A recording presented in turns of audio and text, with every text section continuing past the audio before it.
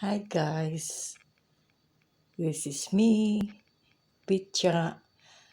I'm going to let you see the product of the Philippines nga moabot dinhi sa Amerika. Ngaingani siya ang dagway na. Okay? Parehaani.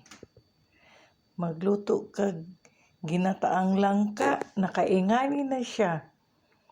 Dili siya presko. Pero kung kabalo ka mo luto gyud nga lami, amo lami ra siya.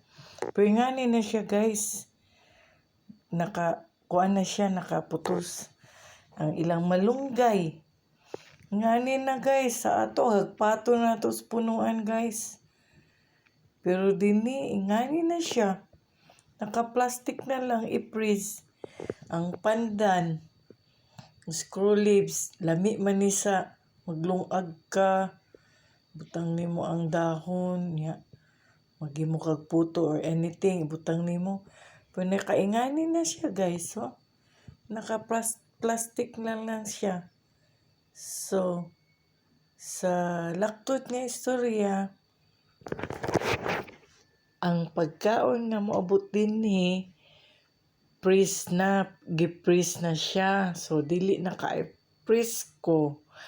Lahi gid sa Pilipinas kay presko ta natong pagkaon. That's why ang Pilipino kay healthy ang mga food.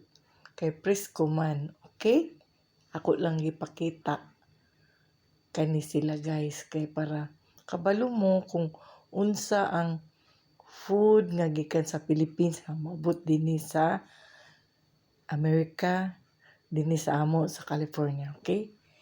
Bye. Thanks for watching.